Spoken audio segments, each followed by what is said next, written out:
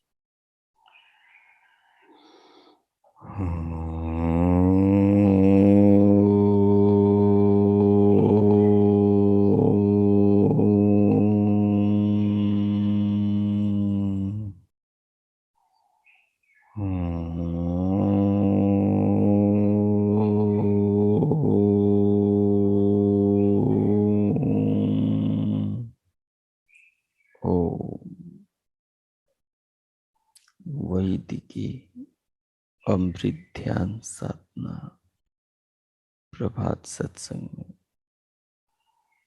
आप सभी साधक साधिकाओं का, उपासक उपासिकाओं का हार्दिक स्वागत। आइए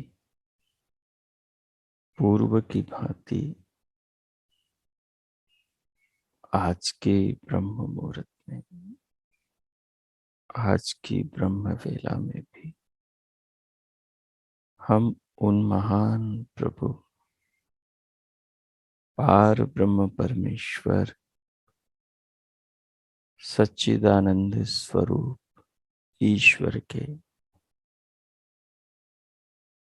महान गुणों का, उनकी महान कृपाओं का, उनसे मिले जीवन का, सर्वत्र संसार में विश्व में फैली उनकी महान अद्भुत रचनाओं का अवलोकन करते हुए, उन पर ध्यान में चिंतन विचार करते हुए अपनी देह में भगवान की रचनाओं को, उनकी कृपाओं को साक्षात अनुभव करते अपने हृदय को, अपने अंतःकरण को पावन करें।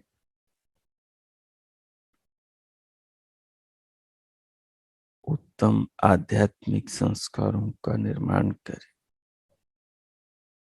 और चित्त को प्रभु भक्ति के संस्कारों से संस्कारित करें। ये सौभाग्य के क्षण, ये दुर्लभ अवसर केवल मानव जीवन में, मनुष्य देह में मनुष्य को प्राप्त होता है। अन्य किन्हीं प्राणियों को, अन्य किसी शरीर में, किसी आत्मा को यह अवसर नहीं मिलता।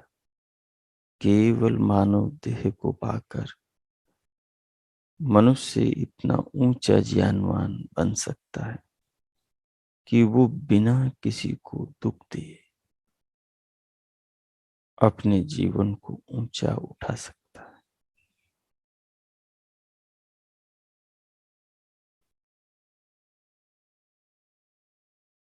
बिना किसी का शोषण किए अपने जीवन का निर्वाह कर सकता है। बिना किसी को धोखा दिए अपनी वृद्धि कर सकता है। बिना किसी को नुकसान पहुंचाए अपने लाभ को बढ़ा सकता है। ये अवसर मनुष्य जीवन में आत्मा को प्राप्त होता है। वो अपने ज्ञान को बढ़ाकर जीवन को बहुत बारीकी से समझ सकता है। वे अपने ज्ञान को बढ़ाकर जीवन के व्यवहारों को चुन चुन कर शुद्ध, हिंसा रहित,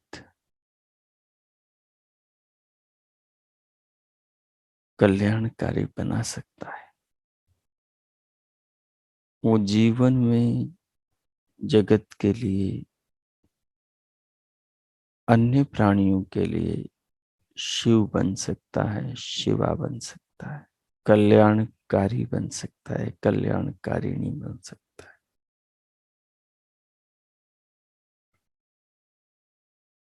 मनुष्य जीवन दुर्लभ जीवन है। मानव जीवन का क्षण क्षण बहुमूल्य, अनमोल है। इसका क्षण इतना कीमती है, कालखंड की एक इकाई भी इतनी कीमती है कि मनुष्य 100 बरस में जितना धन, वैभव, द्रव्य इकट्ठा करे, जितना मान सम्मान कीर्ति इकट्ठी करे, उन सबको बेचकर भी एक क्षण, एक पल, एक मिनट, एक घंटा काल से उधार नहीं ले सकता, भगवान से और नहीं मांग सकता, नहीं मिल सकता। इतना बहुमूल्य जीवन का समय है, आयु इतनी बहुमूल्य है। इसलिए टाइम का सम्मान होना चाहिए। समय सबसे ज्यादा महत्वपूर्ण है।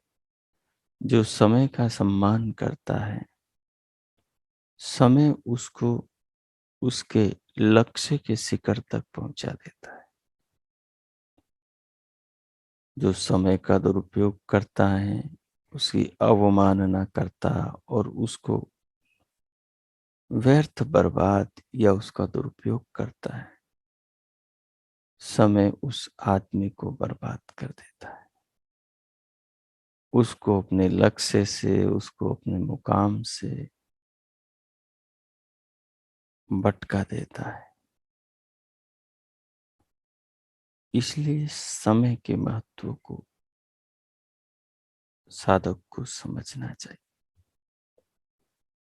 एक एक क्षण अनमोल है। इस एक एक क्षण का सदुपयोग करके अपनी आत्मा को जाना जा सकता है। शरीर और संसार के निर्माता, जीवन और जगत के विधाता ईश्वर को जाना जा सकता है। ये अपने आगे पीछे 10 इंद्रियों से, 5 इंद्रियों से व्यवहार में आती जो दुनिया, संसार है, इसके कारण, मूल प्रकृति और उसके विकारों जिनसे ये दुनिया बनी, इन सब को जाना जा सकता है। अगर समय का सदुपयोग करें तो कण से लेकर विभु ईश्वर तक को जाना जा सकता है। अणु आत्मा से लेकर महान प्रभु तक को जाना जा सकता है। सो आइए समय के प्रति सावधान रहें, जीवन के प्रति जागरूक रहें। भगवान का सारा ज्ञान, भगवान के सारे उपकार, भगवान के सारे प्रतीक्षा करते हुए पुरस्कार केवल हमारे जीवन के सदुपयोग पर हमारी प्रतीक्षा कर रहे हैं। भगवान वो सब हमें देना चाहते हैं जो उन्होंने मनुष्य के लिए इस संसार में उसकी उपलब्धियों पर उसे देने के लिए रख रखे। जब मनुष्य अच्छा काम करता है तो उसे सम्मान मिलता है। जब मनुष्य बुरा काम करता है तो उसे तिरस्कार, अपमान, ग्लानि, भय प्राप्त होता है। भगवान ने सत्य में श्रद्धा को और असत्य में अश्रद्धा को, असत्य को रख रखा है।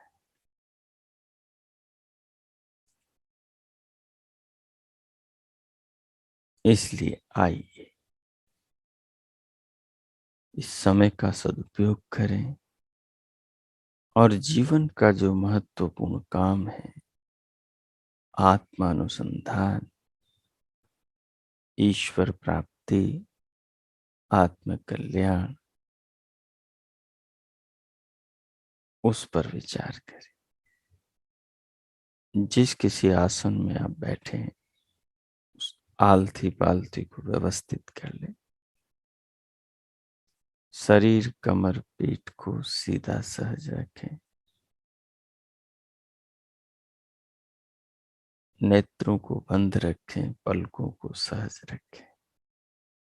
हथेलियों को गोद में व घुटनों पर रखें और बाहर से भीतर आते श्वास को लंबा गहरा लयबद्ध करें।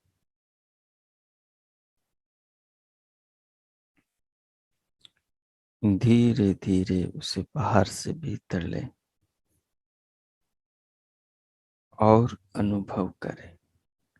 अपने मन को दोनों नथुनों के अग्रभाग पर स्थिर करें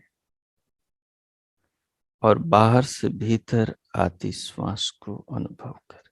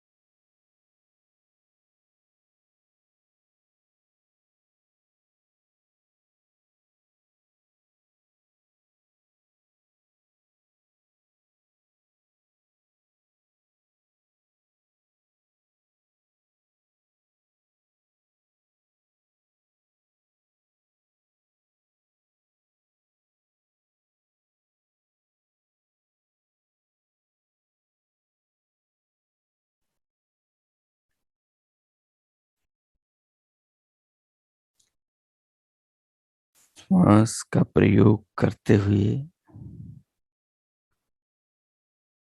श्वास को अनुभव करते हुए धीरे धीरे पूरे शरीर को अनुभव करें। सिर से पांव तक की देह को अनुभव करें।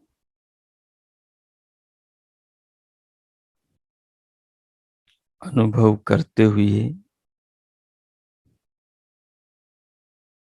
इस बात को अनुभव करें कि आप शरीर को अनुभव कर रहे हैं।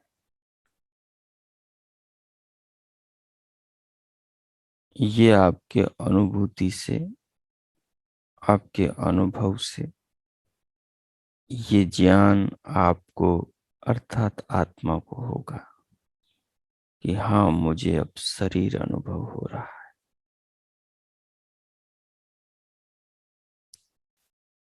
जो जो आप अंतर्मुखी होंगे, श्वास को गहराई से अनुभव करेंगे, त्यों त्यों शरीर ज्यादा सघनता से भीतर अनुभव होगा।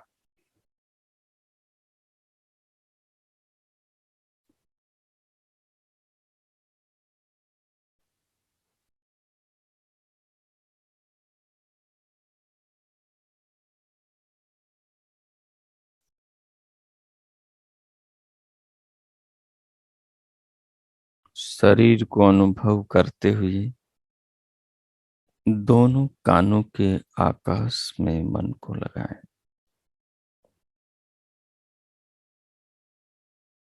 दिव्य नाद को सुने। अब यहाँ पर भी पीछे इस तत्व पर, इस स्थिति पर स्वयं पर फोकस करें कि इस नाद को शरीर की चेतना सुन रही है, यानी मैं आत्मा सुन रहा हूं। शरीर में जानने का काम केवल आत्मा करता है, और ये काम जब आप आसन लगा रहे थे तब से कर रहे हैं, उससे पहले भी कर रहे थे। आप दिन भर जानते हैं, आप रात भर जानते हैं, आप जागते, स्वप्न देखते और आप सोते हुए शरीर को जानते हैं। जागते हैं तब इंद्रियों से बाहर झांक कर दुनिया को जानते हैं। कानों से बाहर से आ रही कानों में ध्वनियों को जानते हैं। आंखों से बाहर के रूप को, आकृतियों को, वस्तुओं को, प्राणियों को, पदार्थों को, व्यक्तियों को जानते हैं। त्वचा से नाना प्रकार के स्पर्शों को जानते हैं। नासिका से गंध सुगंध को जानते हैं। रसना से नाना फलों के, वस्तुओं के, खाद्य पे पदार्थों के स्वादों को जानते हैं। आप दिन भर जानते हैं। जब इंद्रियों को अंतर्मुखी करके सैया पर सोने लगते हैं तो विचारों में मग्न जो भी होता है, तो धीरे धीरे वो जैसे ही निद्रा की ओर जाता है, प्रगाढ़ता से पहले स्वप्न में डूब जाता है। स्वप्न में भी मन के उन संस्कारों के आधार पर चल रही वृत्तियों को आत्मा जानता है। कुछ याद रह जाती है, कुछ विस्मृत हो जाती है, क्योंकि तमोगुण का धीरे धीरे प्रभाव अधिक बढ़ता जाता है, लेकिन रजोगुण अभी पूरी तरह दबा नहीं। इसलिए उन वृत्तियों का, और वो वृत्तियां चलती रहती, उनका ज्ञान आत्मा को होता रहता है। लेकिन जैसे ही तमोगुण घनीभूत होता है, रजोगुण दब जाता है, उसके बाद में केवल निद्रा वृत्ति का ज्ञान रहता है। तभी आदमी सोकर उठता हुआ कहता है, रात अच्छी नींद आई या बुरी आई। जो भी अनुभव हुआ वो खरा खरा सुबह कह देता है। मतलब आत्मा न रात को सोता है, आत्मा न स्वप्न में सोता है, आत्मा न जागृत में सोता है। आत्मा सदैव केवल जानता है। सोना और जागना आत्मा का काम नहीं। शरीर में जो भी होता है सब कुछ को आत्मा जानता है। शरीर के बाहर से जो कुछ भी देखता, सुनता, सूंघता, छूता, चलता फिरता, उन सबको आत्मा जानता है कि मैं क्या कर रहा हूं, क्या हो रहा है। इस केंद्र पर आत्मा क्या जान रहा है कुछ भी करते हुए, इस पर आपको ध्यान देना है। क्योंकि शरीर में जो चेतना है वही आत्मा है, और वो चेतना, वो आत्मा ही हम है। हमने कभी हम पर विचार नहीं किया, चिंतन नहीं किया, ध्यान नहीं किया, इसलिए हमें पता नहीं कि हम क्या है। अगर हमने हम पर, स्वयं पर ध्यान किया होता, विचार किया होता, बचपन से ही सोचा होता, माँ बाप ने ये विद्या सिखाई होती, तो आज हम भी योगी, तपस्वी, अनुभवी, आत्मद्रष्टा, आत्म साक्षात्कारता होते। लेकिन हमारा सौभाग्य ऐसा नहीं था कि हमें कोई ऋषि का माँ बाप मिलते। अब हम उस तत्व को जान सकते हैं। जितना जीवन शेष बचा है, इस शेष जीवन में रात दिन मेहनत करके अपने स्वयं को, आत्मा को, स्व को अनुभव कर सकते हैं, साक्षात्कार कर सकते हैं। उसकी अनुभूति को उस ऊंचे स्तर तक ले जा सकते हैं जहां कोई भ्रम, कोई संदेह, कोई संशय नहीं बचता, जहां जाकर आत्मा आत्मा और शरीर शरीर हो जाता है, जिसे विवेक ख्याति कहते हैं, जड़ और चेतन का वास्तविक बोध हो जाना।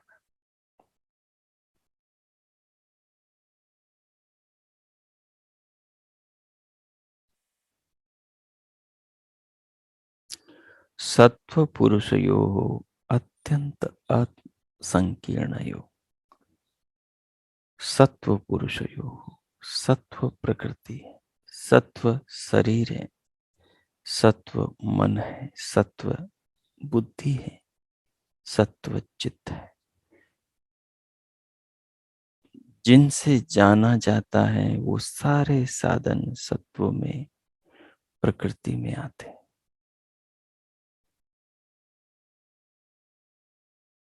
जानने वाला जो है वो चेतन है, वो पुरुष है, वो प्रकृति से भिन्न है। तो शरीर में दो ही बात होती है, एक जानने की, एक जनाने की। जनाने का काम पूरा अंतकरण करता है, सारी इंद्रियां करती है, किनको, बाहर के विषयों को। और जानने का काम देह में आत्मा करता है, हम करते हैं। और ज्ञान वृत्ति के रूप में, तरंग के रूप में, विचार के रूप में होता है। और ये जन्म से सिलसिला मृत्यु पर्यंत चलता है। जो जन्म से मृत्यु के बीच इस रहस्य को जान लेता है वो मुक्त हो जाता है। और जो नहीं जानता, वो जैसे संस्कार जन्म से मृत्यु के बीच में इकट्ठे करे, उन संस्कारों के अनुरूप जो भीतर भूख पैदा हुई, उसे मिटाने के लिए उन योनियों में वो उस आत्मा को परमात्मा व्यवस्था अनुसार भेज देते हैं।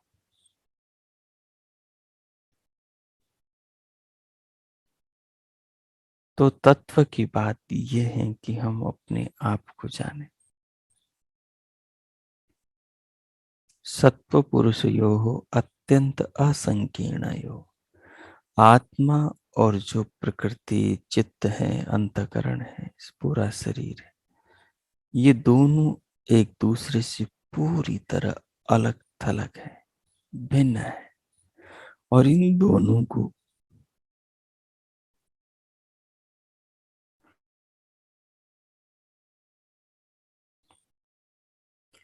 और इन दोनों को ज्ञानी जन, योगी जन, साधक, साधिकाएं तत्वतः जानते हैं, वो वैसे ही अलग थलग कर देते हैं जैसे हंस दूध और पानी को कर देता है। दूध को पी जाता है, पानी को छोड़ देता है। जब ये साधक इस आत्म तत्व का अनुभव करता है तो फिर वह आत्म ज्ञान का तो नित्य पान करता है और वो प्रकृति के विकारों का त्याग करता है। तब वो हंस बन जाता है।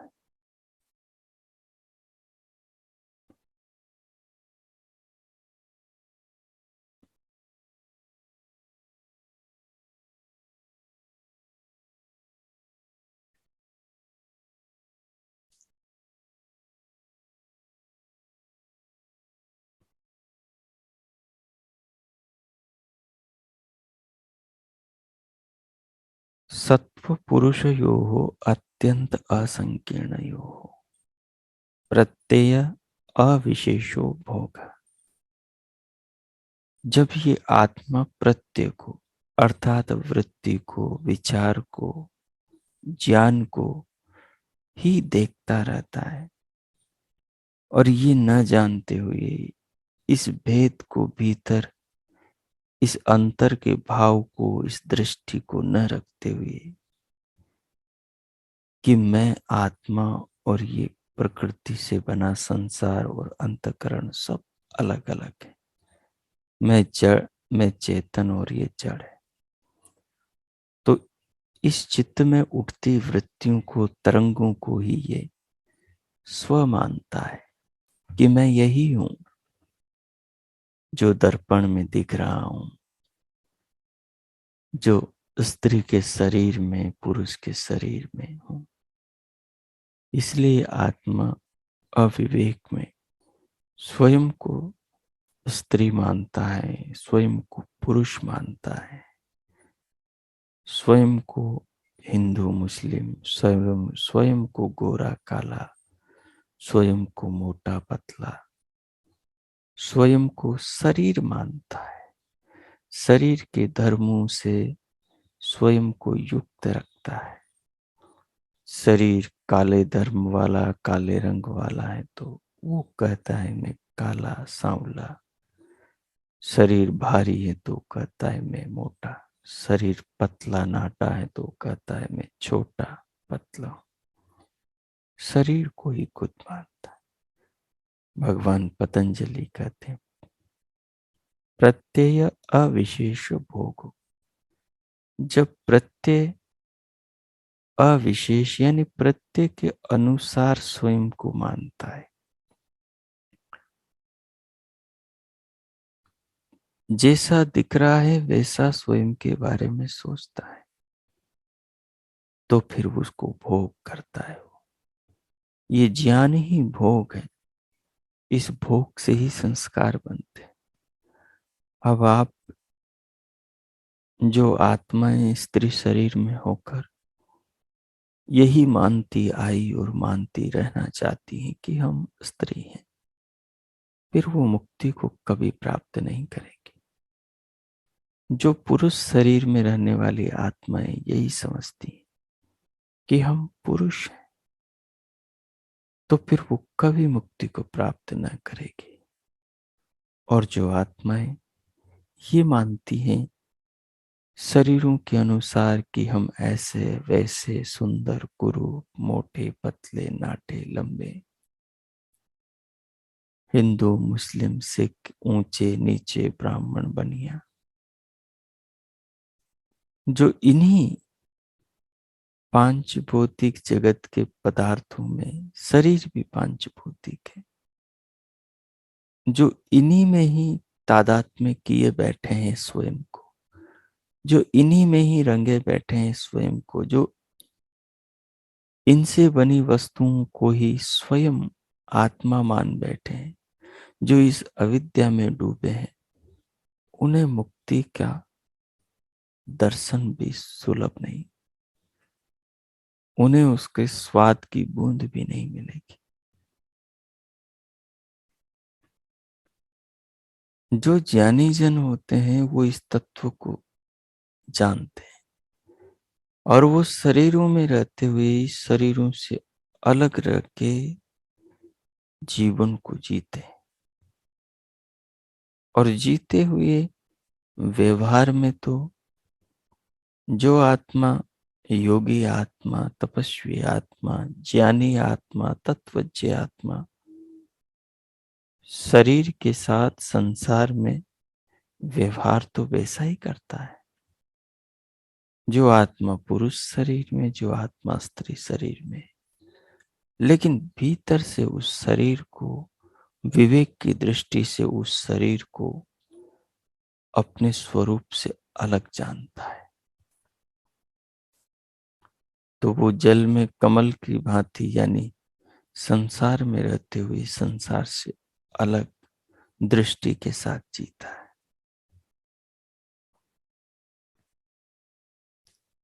तब जाकर भगवान पतंजलि कहते हैं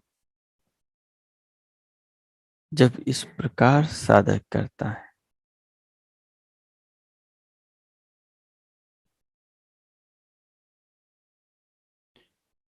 स्वार्थ संयमात पुरुष ज्ञान,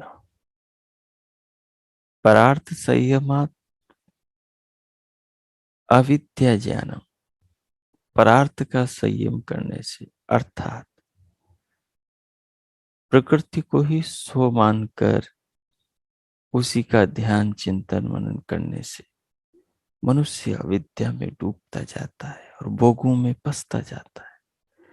परंतु स्वार्थ संयम, जब वो स्व में अपनी आत्मा में संयम करता है, उस पर धारणा करता है, अपने मन को स्थिर करके अपने आत्मा को जानने के लिए चिंतन करता है, समाधि लगाता है, तो स्वार्थ संयमात पुरुष ज्ञान, तो फिर पुरुष अपने आत्मा का ज्ञान प्राप्त करता है।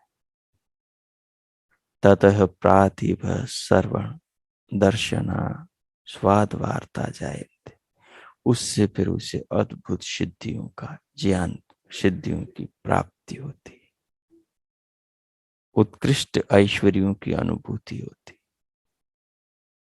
उसके लिए हमें शरीर से भिन्न अपने आत्मा को समझने के इस प्रकार पर साधना, अनुसंधान, अभ्यास करना चाहिए। सो आइए इस सारे चिंतन को अपने मन में रखते हुए, जैसे पहले श्वास को जानते रहे आप, दिव्यनाथ को जान रहे हो, तो श्वास को जान रहे आप श्वास को जानने वाले आत्मा पर विचार करें। विचार का मतलब मैं जो बोल रहा हूं उनको दोहराएंगे नहीं, उन्हें अनुभव करने का प्रयास करें।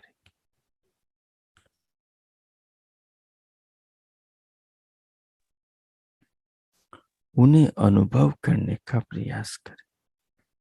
श्वास को आप सुन रहे हैं, अनुभव कर रहे हैं, दिव्यनाथ को आप सुन रहे हैं, तो इसके सुनने वाले पर फोकस करें।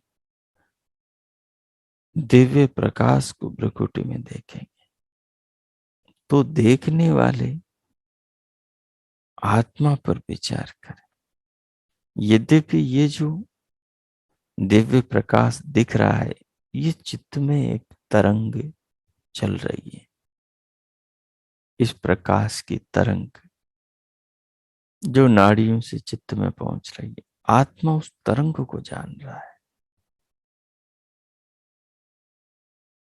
ऐसे ही शब्द की एक तरंग जो श्रोत्र इंद्रिय से, उसकी नाड़ियों से मन द्वारा चित्त में आ रही है, ऐसे ही श्वास को अनुभव करते समय घ्राण नासिका के द्वारा उसकी नाड़ियों से एक तरंग मन द्वारा चित्त में आ रही। आत्मा इन तरंगों को जान रहा है। ये कैसे हो रहा है? ये देह में, ध्यान में बैठे बैठे आप दीर्घ समय, लंबे समय तक जब निरंतरता के साथ इस पर ध्यान करेंगे तो अपने आप ज्ञान होगा। ये शरीर के भीतर की जो क्रियाएं हैं, इनकी सारी यथास्थितियों का बोध होगा। जितना एकाग्रता बढ़ेगी, उतने ही चिंतन जिस विषय पर कर रहे हैं, वो विषय अपने स्वरूप को यथावत प्रदर्शित करेगा। ऐसा भगवान व्यास और पतंजलि का कहना है।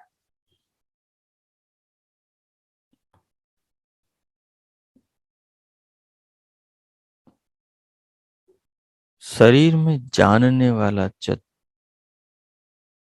तत्व आत्मा है, जनाने वाला तत्व चित्त है। चित्त अपनी वृत्तियों के द्वारा आत्मा को किस इंद्रिय से बाहर किस विषय से वो चित्त जुड़ा है, ये बताता है और आत्मा जानता है।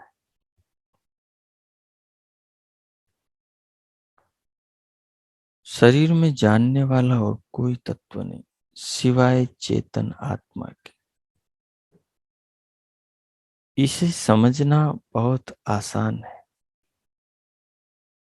शरीर से चेतना निकलती है तो फिर शरीर की इंद्रियों से कोई नहीं जानने वाला होता शरीर में, इसलिए शरीर कोई प्रतिक्रिया नहीं करता।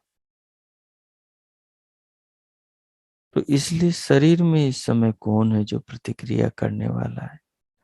कोई मच्छर बैठे शरीर पर तो उसे उड़ाने वाला है, तो आप पाएंगे वो आप ही है जो शरीर पर बैठे हुए मच्छर को उड़ा रहे हैं, मक्खी को भगा रहे हैं, तो चमड़ी का हाथ से स्पर्श करके उसको जान रहे हैं, वो आप हैं।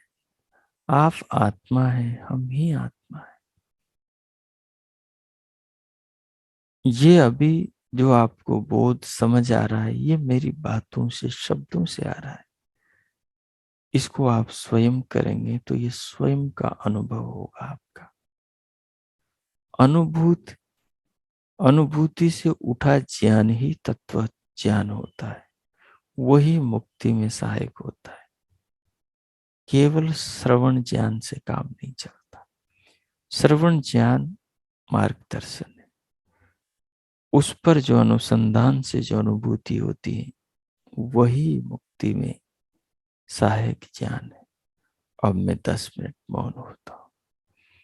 आप दिव्यनाथ को सुनते हुए, दिव्य प्रकाश को देखते हुए,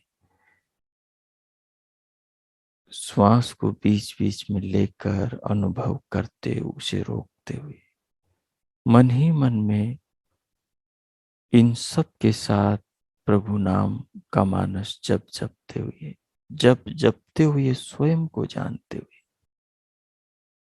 शरीर को अनुभव करके ये जानते हुए कि ये सब तो ईश्वर ने बनाया है, लेकिन ये सब को मैं जान रहा हूं मेरे लिए बनाया। इस अनुभव को पक्का करें। मैं मौन होता हूं 10 मिनट। आप इसे प्रयोग में लाएं। ओ कीजिए।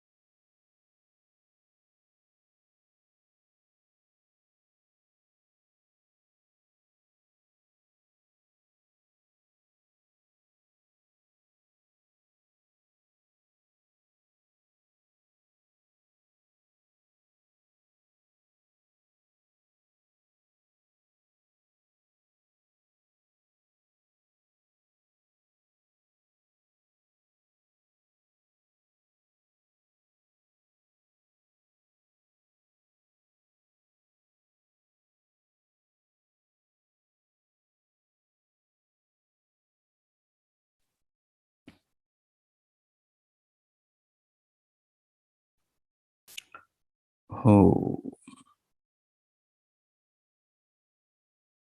हो। इस प्रकार यदि आपने अपने आप को, स्वात्मा को, स्वयं को, अपनी चेतना को, इन सब को अनुभव करते हुए देख लिया, अर्थात जान लिया, तो आप जीवन के आर पार देखने में सक्षम होने लगेंगे। ध्यान में यदि आपने श्वास को जानने वाले को जान लिया, ध्यान में यदि आपने नाद को सुनने वाले को जान लिया, ध्यान में यदि आपने दिव्य प्रकाश के चित्त में उठती तरंगों को जानने वाली आत्मा को, स्वयं को जान लिया, ध्यान में यदि पूरे शरीर को अनुभव करने वाली और प्रभु नाम का मानस जप जपने वाली जप के साथ पूरी देह को, नाद को, प्रकाश को, प्राणों को अनुभव करने वाली देह आत्मा को जान लिया, देह में निवास करने वाले आत्मा को, तो फिर आप पूरे जीवन को जान सकते हैं। व्यवहार के काल में, जागृत अवस्था में नाना प्रकार की उठने वाली चित्त की तरंगों को, मन के विचारों को, अवस्थाओं को, भिन्न भिन्न भावों और स्थितियों को भी जानने लगेंगे। अपने भीतर निराशा की उठने वाली वृत्ति को, खुशी की उठने वाली वृत्ति को, सुख की उठने वाली वृत्ति को, दुख की उठने वाली वृत्ति को, काम की उठने वाली वृत्ति को, वासना की उठने वाली वृत्ति को, वैराग्य की उठने वाली वृत्ति को, द्वेष की उठने वाली वृत्ति को, क्रोध की उठने वाली वृत्ति को, लोभ की उठने वाली वृत्ति को जानने लग जाएंगे। क्षण क्षण में बदलते मन के भावों को जानने लग जाएंगे। क्षण क्षण में उठती चित्त की तरंगों को, वृत्तियों को, उनको जानते अपने आत्मा को जानने लग जाएंगे। फिर आप दृष्टा हो जाएंगे, चित्त वृत्ति आपका दृश्य हो जाएगा। तब आप विवेक ख्याति की ओर बढ़ जाएंगे। तब आप जड़ और चेतन की पृथकता के बोध की ओर बढ़ जाएंगे। इस अभ्यास को बार बार साधने से ठीक हंस की तरह, जैसे कोई वो दूध और पानी को अलग थलग कर देता है, आप जड़ और चेतन को अलग थलग करने की दृष्टि पा लेंगे। इसलिए इसलिए पुराने योगियों ने आत्मा को हंसा कहा। इसीलिए कहा उन्होंने इसे हंस, कि जैसे हंस सागर के मोती चुगता है, कंकर नहीं चुगता, मछलियां नहीं खाता, पाप नहीं करता, वो तो सागर के सीप के मोतियों को चुगता है जो ओस की बूंदों से बने हैं। वैसे ही संसार में जो योगी होते हैं, जो हंस बन जाते हैं, वो मोतियों को चुगते हैं, वो ज्ञान के मोतियों को चुगते हैं, वो परमात्मा के प्रेम के मोतियों को चुगते हैं, वो ज्ञान की उच्च प्रतिष्ठा में स्वयं को स्थिर करके जीवन में समाये और जगत में रमे प्रभु के अनुभवों का पान करते हैं। वे संसार में अच्छाइयों को ग्रहण करते हैं, बुराइयों के कीचड़ में, अविद्या के पंख में स्वयं को नहीं धसाते, उनके दुखदायी संस्कार चित्त को मलिन करने वाले संस्कार नहीं बनाते। जैसे सागर से हंस मोती चुगता है, जैसे हंस दूध पीता और पानी को त्याग देता है, दूध पानी में भेद कर देता है, ऐसे ही आत्मा भी अच्छाई बुराई में अंतर करता है। मुक्ति की ओर ले जाने वाला जो ज्ञान है, जो रास्ता है, जो स्वजन है, जो परिस्थितियां हैं, उनका ग्रहण करता है। जो मुक्ति में बाधक हैं, उनको इग्नोर करता है, उनकी उपेक्षा करता है, उनको मन से इग्नोर करता है। बाहर से भले ही दुनिया के साथ जी रहा हो, लेकिन भीतर से उनसे अपना संबंध नहीं बनने देता है।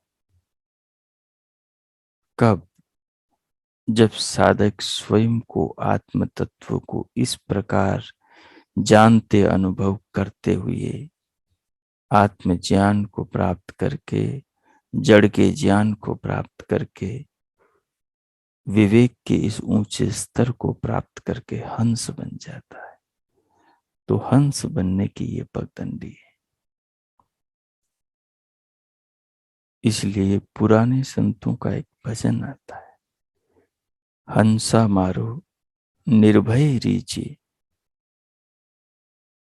हंस अर्थात आत्मा कब निर्भय होगा, कब भय से रहित होगा? जब वो अपने निर्भय स्वरूप को, चेतन स्वरूप को जानेगा। पतंजलि कहते हैं, चेतन में न कुछ जाता है, न कोई उससे बाहर निकलता है। वो जैसा है वैसा सदा सदा रहता है। तो धीरे धीरे निरंतर अभ्यास करने से ये तत्व समझ में आने लगेगा और निर्भयता बढ़ती जाएगी। जीवन के व्यवहारों में फिर आपकी आत्मा अपने ही व्यवहारों के प्रति दृष्टा बनने लगेगी। उस समय की खुशी अलग होगी। सो इस सारे चिंतन को और जो आपने अनुभव किया उस सब को आत्मसात करें और अब प्रभु का धन्यवाद करें, जिन्होंने ये मनुष्य का दुर्लभ मानव जीवन दिया और अपने आप को जानने का ये अवसर प्रदान किया। उन महान प्रभु सच्चिदानंद स्वरूप परमेश्वर के प्रति अपने हृदय से कृतज्ञता और धन्यवाद के भाव अर्पण करें। कीजिए।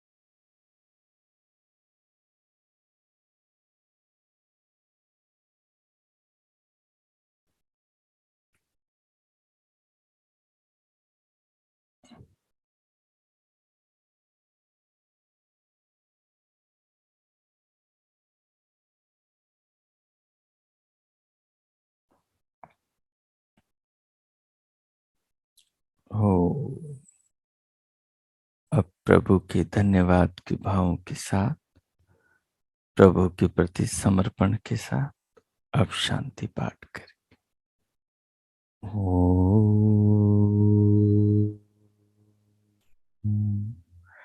शांति। ओम शांति। ओम शांति। ओम। ओम। आज का आप सबका दिन शुभ हो, मंगलमय हो। प्रभु सबका मंगल करें। सबके लिए बहुत शुभकामनाएं। इति ओम।